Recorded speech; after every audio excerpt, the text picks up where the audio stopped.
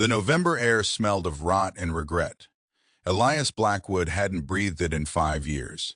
Not since the whispers started. The lawsuits piled up, and his own brother turned his back.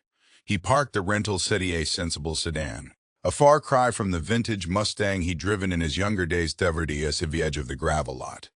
The tires crunching like bones. Blackwood Distillery hadn't aged well. The stone buildings were shrouded in a film of gray. The familiar Blackwood B carved above the entrance looking more like a scar than a symbol of pride. Ivy unchecked clawed at the walls, obscuring windows and swallowing the once meticulously landscaped grounds. It wasn't neglect, not exactly. It was defeat. He killed the engine and sat for a moment, knuckles white on the steering wheel. Returning felt like attending his own wake. He hadn't wanted to come back. Not like this, but the call from the bank had been blunt. Foreclosure within the month. Caleb, his brother, had exhausted every other option. And apparently, despite everything, Caleb had swallowed his pride enough to ask for civil help. Elias forced himself out of the car. The air bit at his exposed skin, carrying the faint, sweetish undertone of fermenting mash, now laced with something stale. He walked towards the main building, the sound of his boots echoing in the hollow stillness. The door creaked open before he could knock. Caleb stood there, filling the doorway, a silhouette against the dim interior. He hadn't changed much. Still broad-shouldered, still with that stubborn set to his jaw, though lines had etched themselves around his eyes. His hair, once a rich brown like Elias's, was thinning at the temples, streaked with gray. "Well," Caleb said, his voice flat. "Look who the cat dragged in." Elias didn't bother with a greeting. "Let me guess, you need a miracle." Caleb snorted.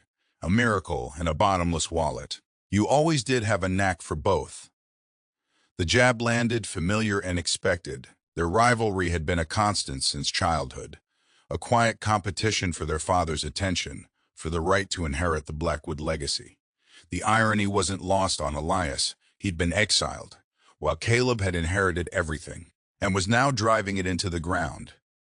"I came to assess the damage," Elias said, stepping past him into the cool, damp interior. The scent inside was stronger, mustier. He scanned the familiar space, the tasting room stripped of its former elegance, the gift shop, shelves half empty, covered in dust. It hadn't just fallen into disrepair. It felt tomb-made, abandoned, damage. "You mean you came to gloat?" Caleb followed him, his movements stiff. "Don't flatter yourself," Elias replied, and moved towards the heart of the distillery, the production area. The change was even more stark. The gleaming copper stills, once polished to a mirror sheen, were tarnished. The bottling line sat idle, coated in grime. The air hummed not with the rhythmic thrum of production, but with a weary silence. Elias ran a hand along the cool metal of a still, a wave of nausea over him. He remembered a different time. A time when the distillery had pulsed with life, when the scent of oak and caramel filled the air, when Blackwood Bourbon was spoken of with reverence. He remembered the pride in his father's eyes as they'd perfected their signature blend, a pride Elias had shared, a pride that had vanished with a single tainted batch.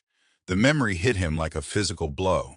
He closed his eyes, the image searing itself behind his eyelids, the panic calls, the frantic testing, the devastating realization that something had gone terribly wrong. A rogue strain of mold in the rye, they'd eventually determined. A small oversight that had ruined everything. He'd been the master distiller then, the one responsible for quality control. He'd taken the fall, shouldered the blame to protect his father's reputation. The fallout had been swift and brutal: lawsuits, accusations, the loss of everything he'd worked for. And then, the ultimate betrayal: Caleb publicly distancing himself, accepting the mantle of savior while Elias was left to drown in the wreckage. "Stop staring like you're mourning a lost lover," Caleb said, breaking through Elias's reverie. "It is just a distillery, a failing one." "It is more than that," Elias said, his voice low. "It is Blackwood. It is everything. Everything you threw away." Elias ignored the barb and gestured toward the barrel room. "Let's see what you've got left." The barrel room was the coldest, darkest part of the distillery, the air thick with the scent of aging bourbon. Racks upon racks of barrels stretched into the gloom, a silent army of oak. Caleb followed him, flipping a switch that cast a single, harsh light over the rows. Not much. Caleb admitted, his voice echoing in the vast space. Demand dropped after, well, you know. Elias moved slowly, running his hand along the wood of the barrels, checking the char, the fill levels.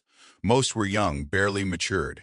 Caleb had clearly been cutting corners, rushing production to try and stay afloat. He could taste the desperation in the air, the sacrifice of quality for quantity. It was a fundamental misunderstanding of what Blackwood Bourbon Surenoisand. He sampled a few barrels using the small copper thief Caleb grudgingly provided. Each taste confirmed his fears: thin, harsh, lacking the complex layers of flavor that Blackwood was known for. "You've been using inferior rye," Elias said, stating the obvious. "It is cheaper," Caleb retorted. "We're not exactly rolling in cash. Blackwood isn't about cheap." Elias snapped, his anger rising. "It is about quality, about tradition. Tradition doesn't pay the bills." They argued for another hour, circling each other like wary predators, rehashing old grievances, pointing fingers. Elias tried to explain the importance of sourcing the right ingredients, of meticulous aging, of maintaining the standards his father had instilled in them. Caleb dismissed it as arrogance, as a refusal to accept the reality of their situation. Finally, exhausted and frustrated, Elias decided to end the debate. "I need to do a complete inventory. See exactly what we are working with." Caleb shrugged. "Be my guest. Just don't expect to find buried treasure." Elias continued his assessment alone, moving deeper into the barrel room, past the main racks towards a far corner that seemed almost forgotten. The air grew colder, the shadows deeper. He noticed a section of the floor was uneven, the stones slightly sunken, odd. He followed the wall, his hand trailing along the rough stone, and then he saw it tucked away in the darkest recess, almost hidden behind a stack of empty pallets, was a single barrel. Unlike the others, it wasn't racked. It sat directly on the stone floor. It was smaller, older, the wood darker and more weathered, and it was unmarked. No inscription, no date, no indication of its contents. It looked like it had been deliberately hidden, or perhaps simply forgotten. Elias knelt, his fingers tracing the grain of the wood. It felt different. He'd handled hundreds of barrels in his lifetime, but this one possessed a strange, almost unsettling energy. He couldn't explain it. He reached for his thief, a knot forming in his stomach. Whatever was inside this barrel, he had a feeling it was anything but ordinary. The barrel's hoops were rusted, groaning in protest as Elias wrestled with the bung. It hadn't been opened in decades, maybe longer. He finally managed to pry it loose, the scent that rushed out unlike anything he'd ever encountered. It wasn't the warm, inviting aroma of aged bourbon. This was sharp, metallic, overlaid with a sickly sweetness that prickled at the back of his throat. He held a lantern closer, peering into the barrel. The liquid within wasn't the rich amber he expected. It was a deep, viscous red, almost the color of dried blood, and possessed an unnerving, oily sheen. It moved differently, slower, heavier. It didn't typhon slosh when he tilted the barrel slightly, but to roll to and roll, like molten glass. He hesitated. Something felt profoundly wrong. But curiosity, a dangerous inheritance from his grandfather. Elias Blackwood Sr. had always been his downfall. He retrieved his glass from his jacket pocket, dipped it into the strange liquid, and brought it to his lips. The taste was complex initially, a familiar bourbon warmth, but that quickly dissolved into something acrid, something that burned a cold trail down his esophagus. There were notes of cherry, yes, but also something metallic, something wrong. It coated his tongue, numbing it slightly. A wave of dizziness washed over him, blurring his vision. He stumbled back, bracing himself against the barrel. He blinked, trying to clear his head. Must be fatigue. He hadn't slept properly in days, hadn't eaten a decent meal. The distillery was taking its toll. He took a deep breath, telling himself it was the stale air, the stress. He'd have a coffee, regain his composure, and dismiss this as a peculiar, albeit unpleasant, experiment from a bygone era. But the disorientation lingered, a subtle disconnect between his mind and body. He needed answers. Back in the distillery office, dust motes dancing in the weak light, Elias began his research. The distillery records were a mess, a chaotic collection of handwritten ledgers and faded invoices. Caleb hadn't bothered with proper organization. He found a partial inventory from 1968 detailing production runs and barrel allocations. A coded system, Elias remembered his father explaining, used to track experimental batches. He spent hours deciphering the entries, his headache intensifying, and then he found it. A single entry tucked away in the back of a ledger, written in his grandfather, as distinctive spidery handwriting. Project Nightingale 7 Barrel 7, restricted. Elias felt a chill crawl down his spine. Elias Blackwood Sr. had been a legend and a ghost. He built the distillery from nothing, but spoke little of his early years. Rumors swirled through whispers of bootlegging, of shady deals, of experiments. His father had always dismissed them as tall tales, but this entry suggested otherwise. Project Nightingale. The name tasted like ash in his mouth. He dug deeper, cross-referencing the entry with old newspaper clippings, county records, anything he could find. He discovered that his grandfather had been a chemist before turning to distilling. A brilliant, unorthodox man with a penchant for pushing boundaries. It also revealed a series of unexplained illnesses among distillery workers in the late 1967 cases dismissed as flu outbreaks. But now, viewed through the lens of Project Nightingale, seemed far more sinister. He needed an objective opinion, someone he could trust. He found the number for Dr. Eris Thorne, a forensic chemist he worked with during his time at a prestigious spirits consultancy before the scandal. Thorne was meticulous, discreet, and owed him a favor. "Aries, it is Elias Blackwood," he said, keeping his voice low. "I need your help. I've got a sample of bourbon. I need a full analysis. Every compound, every trace element, I'll overnight it to your lab. Extreme discretion." "Please," Thorne, after a moment of surprised silence, agreed. "Elias, it is good to hear from you. What have you gotten yourself into?" "That is what I am trying to find out," Elias replied grimly. The next day, Caleb's scrutiny was almost palpable. He seemed to be everywhere Elias went, watching his every move, asking pointed questions about his activities. "Still poking around in the barrel room, I see," Caleb said, cornering Elias near the bottling line. "Find anything interesting?" "Just assessing inventory," Elias said, keeping his tone casual. "Trying to get a handle on what we've got." Caleb's eyes narrowed. "You are awfully secretive about it. What are you really looking for?" "Nothing you need to worry about," Elias replied sharply. "Everything at this distillery is my worry. I am the one holding it together, remember. You are running it into the ground," Elias muttered under his breath. Caleb's jaw tightened. "Careful, Elias. You are treading on thin ice. I have as much right to be here as you do. This is Twin family's legacy, too." The anger was simmering just below the surface, threatening to boil over. "Your legacy is a tainted batch and a ruined reputation," Caleb spat. "Don't forget that."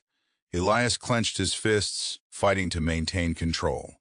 "Just stay out of my way, Caleb. I am trying to fix things." "Fix things or dig up old ghosts." Caleb's voice was dangerously soft. "Because I have a feeling that is more like it." The late afternoon brought a call from Dr. Thorne. Elias answered immediately, his heart pounding. Elias Thorne's voice was grave. "I've got the results back, and I don't know what to tell you. This is highly unusual." "What is it?" Elias demanded, his voice tight. "The bourbon contains a complex organic compound I've never encountered before. It is neurotoxic, extremely potent. Even a small dose can cause severe disorientation, hallucinations. Even," Thorne paused, "organ failure." Elias felt his blood run cold, the dizziness, the numbness. He felt the effects already. "What is it?" he repeated, his voice barely a whisper. Thorne hesitated.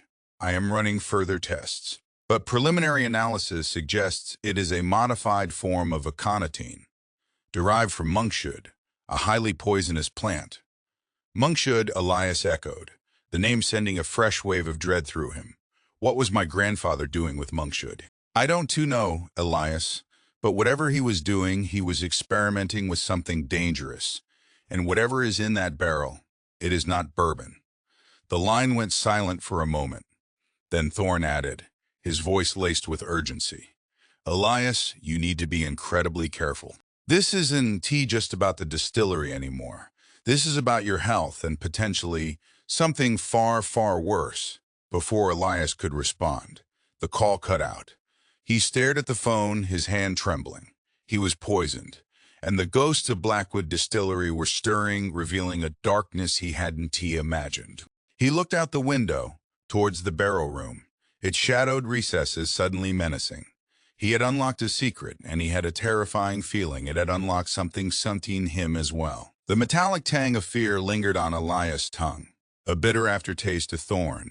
As grim diagnosis, aconitine, monkshood, a plant used for centuries as a poison, but also in minute doses as a purported aphrodisiac. A tool for heightened emotion.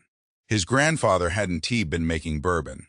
He'd been concocting something far more insidious. He started with the attic, a forgotten space above the original distillery office, choked with dust and cobwebs. It was a repository of Blackwood history, a chaotic jumble of forgotten relics, faded photographs, moth-eaten tapestries, stacks of yellowed ledgers. He spent the day sifting through the debris, his fingers black with grime, his lungs burning from the dust. He found more of his grandfather's handwriting, meticulously detailed notes on botanical experiments, sketches of plants he didn't recognize, formulas filled with obscure chemical compounds, and, most disturbingly, a recurring obsession with creating a signature flavor profile that could unlock the human spirit. Unlock the human spirit. It sounded like madness or manipulation. The notes were cryptic, veiled in scientific jargon. But the underlying intent was clear. Elias Blackwood Sr. wasn't trying to make the best bourbon. He was trying to make bourbon that controlled people. He was attempting to distill emotion, to bottle a feeling. One entry, dated 1967, caught his eye. Subject 4 exhibits heightened suggestibility after controlled exposure to Nightingale Batch 3. Further experimentation required. Subject 4, it sounded like a clinical trial, not a distillery operation. He needed to corroborate these findings, to find out if the rumors were true. He drove into Hollow Creek, the small, insular town that had grown up around the distillery. The locals were wary, their faces closed, their answers clipped. Years of Blackwood money had bought them silence, but silence couldn't erase memory. He started with Old Man Hemlock, a retired farmhand who worked at the distillery for over 50 years. Hemlock was nearly blind, his hands gnarled with age, but his memory was sharp as a tack. Blackwood. That was a different time. Hemlock rasped, rocking slowly on his porch. Elias Sr., he was a peculiar man, always tinkering, always experimenting. Folks said he was trying to make a drink that make you forget your troubles. But I heard stories. What kind of stories? Elias prompted. Leaning closer, Hemlock hesitated, glancing nervously at the surrounding houses. Folks disappearing. Sudden illnesses. Old man Abernathy, he just went mad one day, started ranting about voices, about seeing things. Died in the asylum a few months later. And Bessie Miller, she worked in the bottling room. Sick as a dog she was, said the bourbon tasted. Different, tau. She said it tasted like sin. Elias interviewed others. A retired school teacher, a former sheriff's deputy, a grizzled mechanic. Each conversation yielded fragments of the same unsettling narrative, whispers of strange experiments, unexplained deaths, and a pervasive sense of unease surrounding the Blackwood Distillery in the 1960s. He felt a mounting dread, a sickening realization that his grandfather's ambition hadn't been limited to creating a superior bourbon. He'd been playing with fire, and people had gotten burned. His progress didn't go unnoticed. Caleb predictably was furious. He confronted Elias in the distillery yard, his face flushed with anger. "What have you been up to?" "Stirring up trouble in Hollow Creek," Caleb demanded. "Talking to those old gossips, spreading lies?" "I am looking for answers, Caleb," Elias said calmly. "Answers about what our grandfather was really doing here. He was building a legacy, a successful business. You are trying to tear it all down." "I am trying to understand the truth," Caleb scoffed. "The truth is, You are desperate for attention. You always were, trying to redeem your name after that fiasco 5 years ago. This has nothing to do with that. Elias couldn't keep the heat from rising in his own voice. Oh, doesn't heat it, Caleb smirked. You think you are some kind of hero now, digging up dirt. He leaned closer, dropping his voice to a menacing whisper. Let me give you a friendly warning, Elias. Some things are better left buried. What are you implying? Let's just say there are people who don't want the past dredged up. People who benefit from it remaining hidden. Caleb's eyes flickered away, a flicker of fear betraying his bravado, and they have long memories. Before Elias could press him further, Caleb turned and walked away, leaving him standing in the cold, feeling a creeping sense of isolation and danger. He returned to the office, determined to find more concrete evidence. He remembered a section of the old distillery plans, a small, unlabeled room tucked away behind the fermentation tanks. A room that wasn't on any current blueprints. He located the plans, hidden in a false bottom of an antique desk. The room was marked only with a single cryptic symbol, a stylized nightingale. He followed the plans, navigating through a maze of pipes and machinery, until he found it, a section of wall that looked slightly different from the rest. He pressed against the stone, searching for a hidden latch. After a moment, one of the stones shifted inward with a soft click. He pushed, and a section of the wall swung open, revealing a narrow, hidden room. Dust motes swirled in the darkness. The air was stale, thick with the smell of decay, and something else, something chemical. Elias switched on his flashlight and stepped inside. The room was small, cramped, and surprisingly well preserved. Shelves lined the walls, overflowing with books, journals, and glass vials. A heavy wooden desk sat in the center of the room, covered in papers, bottles, and strange contraptions. It was a laboratory hidden within the distillery, and on the desk, lying open, was his grandfather. Cess research journal bound in black leather, its pages filled with his meticulous handwriting, diagrams, and chilling observations. Elias picked it up, his fingers trembling. He opened it at random and began to read. The words leaped out at him, revealing a dark, obsessive mind, detailed descriptions of experiments involving botanicals, psychoactive compounds, and most disturbingly, human subjects. Theories about unlocking hidden potential, controlling emotions, and creating a perfect state of bliss. He flipped through the pages, his heart pounding in his chest. His grandfather hadn't just been experimenting with flavor profiles. He'd been experimenting with the human mind. He'd been playing God. And he'd left behind a legacy of secrets that threatened to consume everything. Scrawled on the final page in a shaky hand was a single chilling sentence. The nightingale sings for those who listen, and silences those who speak. The air in the hidden room tasted like dust and regret. Elias traced the faded ink of his grandfather's final entry, the chilling sentence echoing in his mind. The nightingale sings for those who listen, and silences those who speak. It wasn't a warning, it was a threat. And he was beginning to understand the full extent of the danger he was in.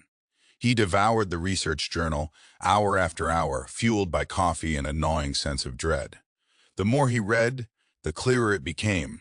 The aconitine wasn't a mistake, a failed experiment, or a rogue batch. It was sign-intentional, a deliberately engineered component of Project Nightingale, designed to induce a specific sequence of effects: initial euphoria, followed by paralysis, and ultimately a death that would mimic a heart attack or stroke, untraceable. Perfect. His grandfather hadn't been trying to enhance flavor. He'd been perfecting a murder method. And he hadn't been experimenting on willing subjects. The journals contained coded references to patients, their names redacted, their fates left ambiguous. Elias felt a cold certainty: people had died. The ingredient list included several common botanicals, but one stood out: Fidiconidum carmichaeli, a rare species of monkshood, not native to Kentucky. The journal noted its acquisition from a private grower in Hollow Creek. Elias referenced every local farm and nursery owner, finally landing on Evangeline Moreau. Moreau was a distant cousin, a reclusive woman who managed Blackwood Acres, a sprawling farm on the outskirts of town. She was known for her ruthlessness, her iron grip on the land. and her impenetrable privacy. The Blackwood connection was tenuous, a branch of the family that had deliberately distanced itself from the distillery years ago. But the journal clearly indicated Evangeline's grandfather, Lucien Moreau, had been the supplier. He drove out to Blackwood Acres, the landscape mirroring Evangeline's reputation, stark, unyielding, and slightly menacing. The farmhouse was a solid stone structure, surrounded by fields of dormant crops. Evangeline met him on the porch, her eyes as cold and gray as the November sky. She was a striking woman, despite her age, with a regal bearing and an unsettlingly calm demeanor. "Mr. Blackwood," she said, her voice smooth as polished stone. "I assumed it was only a matter of time." "I'm looking for information about Ferdy Carmichaeli," Elias said. Cutting to the chase, "I understand your grandfather supplied it to my grandfather." Elias Blackwood Sr. Evangeline's lips curved into a chilling smile. Lucien was a man of many talents. He cultivated rare plants for collectors, researchers, and occasionally those with more discreet needs. Discreet needs? Elias repeated, raising an eyebrow. "Let's just say some people are willing to pay a premium for things that aren't readily available." She paused, studying him with unnerving intensity. "What exactly are you hoping to find?" "Mr. Blackwood," Elias didn't answer directly. He asked about the volume of monkshood supplied, the time frame, and any details about the transactions. Evangeline remained evasive, offering only vague answers and shifting her gaze. "My grandfather was a businessman," she said finally. "He didn't ask questions. He simply fulfilled orders. He left Blackwood Acres with more questions than answers, a feeling of being watched burning into the back of his neck. He returned to the distillery to find chaos. The hidden room had been ransacked. Papers were strewn across the floor, vials were shattered, and the research journal was gone. It wasn't a random act of vandalism, it was a targeted assault. Someone had been searching for something or trying to erase evidence. Sheriff Brody was already there, surveying the damage with a skeptical expression. Brody had been a childhood friend of Caleb's, comfortable measuring drinks side by side at the local bar more than conducting serious investigations. "Looks like you had a break-in, Elias," Brody said, his tone devoid of sympathy. "Simone stole my grandfather's research journal," Elias replied, his voice tight with anger. "And they clearly knew what they were looking for." "Or maybe you just wanted to make it look like someone broke in," Brody countered. His eyes narrowed. "I've heard stories about you, Elias, about your troubled past. Are you suggesting I staged this? I'm suggesting you have a motive. You're back in town after a long absence, stirring up trouble, poking around in things that don't concern you. And now this happens. Seems convenient, doesn't it?" Elias felt a surge of frustration. He was being framed. "But how and by whom? I didn't do this, Brody," he said, struggling to maintain his composure. "I'm trying to uncover the truth." "The truth," Brody scoffed. "Sometimes, Mr. Blackwood, the truth is best left buried." He gave Elias a pointed look and turned to his deputy. "Let's take a look around." Later that evening, as Elias was reviewing what little evidence remained, a sleek black car pulled up to the distillery. Evangeline Moreau emerged, her expression unreadable. She walked straight into the office, bypassing any pretense of politeness. "I thought you might appreciate a warning," she said, her voice low and steady. "A warning," Elias echoed, wary. "You're digging too deep, Mr. Blackwood. Some things are better left undisturbed. Some secrets are too dangerous to uncover. Are you threatening me?" Evangeline offered a small, chilling smile, simply offering advice. "My grandfather always said curiosity killed the cat. And in this town, cats have a habit of disappearing." She paused. Her gaze locking with his. "Blackwood Acres isn't the only place with secrets, you know. There are others, powerful people who have a vested interest in keeping the past hidden." She turned to leave, then paused at the door. "Consider this a friendly gesture, because believe me, Mr. Blackwood, you don't want to make enemies of those who control Hollow Creek." As she disappeared into the night, Elias stared into the darkness, feeling a cold knot of fear tighten in his stomach. He was alone, cornered, and hunted. He had stumbled upon a conspiracy that ran deeper than he could have imagined, and he was beginning to suspect that the nightingale wasn't just singing, it was hunting him. Elias didn't wait for the darkness to fully descend. He drove back to Blackwood Acres, the rental car's headlights cutting through the inky blackness. Evangeline's warning wasn't a threat, it was an invitation to understand the scope of the rot that had taken root in Hollow Creek. He found her in the greenhouse, surrounded by rows of exotic plants, the air thick with humidity and the scent of decay. She was calmly pruning a flowering vine, her movements precise and deliberate. "You knew I'd come back," he said, his voice flat. Evangeline didn't look up. "I anticipated it. You Blackwoods have a stubborn streak. It is admirable, in a self-destructive sort of way." "Tell me everything," Elias demanded. "About my grandfather's experiments, about the toxin, about Lucien Moreau." Evangeline finally turned, her gray eyes devoid of warmth. "It started innocently enough. My grandfather and your grandfather were ambitious men. They saw an opportunity, a way to capitalize on the growing demand for luxury goods, a way to offer something more. More what? Control, influence, power," Evangeline corrected. "The initial goal wasn't murder, Mr. Blackwood. It was enhancement. They believed they could create a drink that would loosen inhibitions, foster loyalty, encourage discretion. So it was about blackmail. Initially, they targeted prominent figures in the county: politicians, businessmen, judges. A small dose of Nightingale, carefully calibrated, would ensure their cooperation. But then your grandfather, Elias Blackwood Sr., he became obsessed. He wanted to refine the formula, to push the boundaries. He wanted to see how far he could go. And Lucien Moreau. Lucien provided the necessary ingredients, the expertise. He was a botanist, a chemist. He understood the power of plants. He also lacked your grandfather's moral compass. The toxin wasn't a mistake." Evangeline's lips curled into a grim smile. "A mistake?" "No, Mr. Blackwood. It was a calculated evolution, a refinement of the formula, a means of eliminating those who became liabilities." A tense standoff ensued. Elias advanced on her. His fists clenched, his body coiled with rage. "You knew people died," he roared. "You helped him." "I was a child," Evangeline retorted, her voice rising. "My family benefited.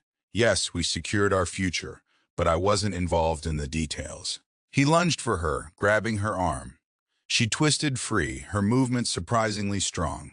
A struggle ensued, a chaotic dance of desperation and rage amidst the lush greenery of the greenhouse.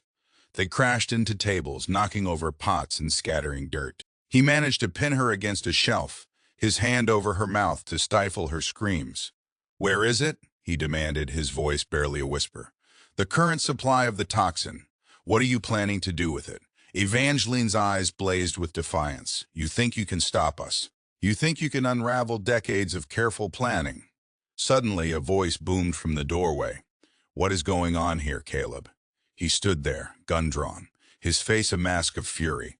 "Let her go, Elias," Caleb said, his voice dangerously calm. Elias released Evangeline. Stepping back cautiously, he didn't trust Caleb, not for a second. "I think you knew about this all along, didn't you?" Elias said, his gaze fixed on his brother. "I tried to keep it under control," Caleb claimed, his jaw clenched to contain the damage. "Contain it. You've been protecting it. Who are you protecting, Caleb?" "People who have invested a lot in this distillery, Elias. People who don't appreciate meddling." He glanced at Evangeline, then back at Elias. "She has gone off the rails. She has been talking about resuming the experiments." "Resuming?" Elias repeated, his eyes narrowing.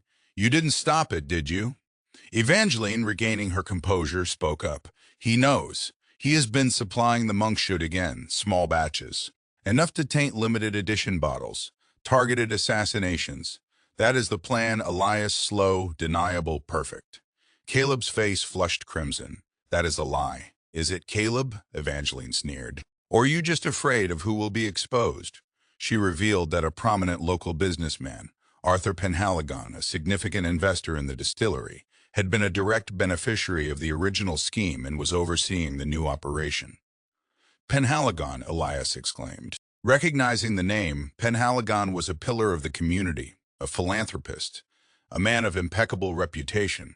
The tension in the greenhouse reached a fever pitch. Caleb's hand trembled as he aimed the gun, his eyes darting between Elias and Evangeline. Without warning, he fired. The shot rang out, shattering the silence. Evangeline screamed, clutching her shoulder. She stumbled back, collapsing against a row of potted plants. Elias stared, stunned. Caleb had shot Evangeline. But why? Was he trying to stop her? Or was it a calculated move, orchestrated to silence her and frame Elias? Before he could process what was happening, Caleb swung the gun towards him. His eyes were cold, devoid of any trace of affection. "I'm sorry, Elias," he said, his voice barely audible. "But some things are better left buried." The barrel of the gun was inches from Elias's face. Caleb's finger tightened on the trigger. The world tilted on its axis as Caleb squeezed the trigger. Elias reacted on instinct, diving to the side, the bullet whistling past his ear and lodging itself in a nearby shelf. Shards of glass rained down around him. He scrambled to his feet, tackling Caleb, sending them both crashing to the greenhouse floor. It wasn't a clean fight. It was desperate, brutal, fueled by years of resentment and betrayal. But Elias wasn't fighting to win. He was fighting to understand. "Why, Caleb?" he grunted, pinning his brother's arms. "Why are you doing this?" Caleb struggled against him, his face contorted with anguish. I had no choice," he gasped. Harlan Yates, he threatened my family. My wife, my daughter." Suddenly, everything clicked into place.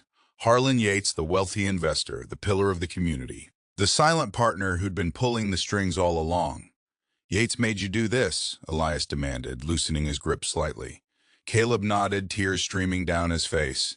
He knew about the original scheme. He benefited from it. He wanted it to continue. He said if I interfered, if I told anyone, he'd ruin us. A wave of nausea washed over Elias. It wasn't just about power or money. It was about control. Yates had been using the Blackwood Distillery and Caleb as pawns in a long-term game. The sound of sirens pierced the night. Sheriff Brody and his deputies arrived, guns drawn, responding to the gunfire. The greenhouse quickly filled with flashing lights and shouted commands. Brody, looking grim, separated Elias and Caleb, securing them both. "What the hell is going on here, Blackwood?" Brody demanded, his gaze sweeping over the chaotic scene. "Yates is behind it," Elias said, his voice hoarse. "Harlan Yates. He has been using the distillery to distribute a toxin, a poison." Caleb was acting under duress. Brody raised a skeptical eyebrow. "Yates, the philanthropist? Don't be ridiculous." "I have proof," Elias replied, gesturing towards the scattered research notes and the samples of tainted bourbon. "My grandfather's journal, the chemical analysis from Dr. Thorne. It is all there." Brody, reluctantly, listened. He examined the evidence, his expression changing from disbelief to growing concern. He dispatched officers to secure Yates's residence and financial records. Within hours, Yates was apprehended attempting to flee the state, a suitcase filled with cash in his possession. The evidence was overwhelming. Yates had been the mastermind behind the revived operation, using the distillery to produce and distribute the toxin for targeted assassinations, eliminating rivals and silencing opposition. He'd been carefully selecting recipients of the limited edition bottlings, using them as instruments of cold-blooded murder. The media descended upon the Blackwood Distillery like a swarm of locusts. The story exploded, dominating headlines and igniting a firestorm of controversy. The Blackwood family's dark history was laid bare for the world to see. Elias gave a carefully worded statement, accepting responsibility for his grandfather's actions and vowing to cooperate fully with the investigation. He emphasized Caleb's duress, painting a picture of a man caught between a rock and a hard place. It was a calculated move, aimed at mitigating the damage and restoring some semblance of honor to the Blackwood name. Caleb, recovering from his injuries in a local hospital, offered a full confession, implicating Yates and detailing his own involvement. He expressed remorse for his actions, acknowledging the harm he'd caused. "I should have come forward sooner." He admitted to Elias, his voice weak. "I was a coward, but I can't undo what happened. I can only try to make things right." A fragile truce formed between the brothers, born of shared guilt and a desperate need for redemption. It wasn't forgiveness, not yet, but it was a start. The weeks that followed were a blur of investigations, court hearings, and media scrutiny. Yates was eventually convicted on multiple counts of conspiracy, murder, and attempted murder, receiving a life sentence. The Blackwood Distillery was seized by the authorities, its future uncertain. Elias, despite the turmoil, felt a sense of closure. Justice had been served, the truth had been revealed. But as he began the painstaking process of dismantling the remnants of his grandfather's legacy, he made one final unsettling discovery. Hidden behind a false wall in the deepest section of the barrel room, concealed even from Evangeline and Yates, was a small, unmarked barrel. It was different from the others, slightly smaller, older. Crafted from a darker, denser wood, he pried it open. The scent that wafted out even more potent, more acrid than the one he'd found before. He dipped his glass and tasted. The effect was immediate and terrifying. It wasn't the disorientation he'd experienced with the first sample. It was a searing, all-consuming pain, a burning sensation that spread through his veins like wildfire. He stumbled back, gasping for air, his vision blurring. This wasn't just aconite, this was something else. A more refined, more concentrated version of the toxin. A weapon designed not merely to paralyze or kill, but to erase. To completely obliterate the victim's mind.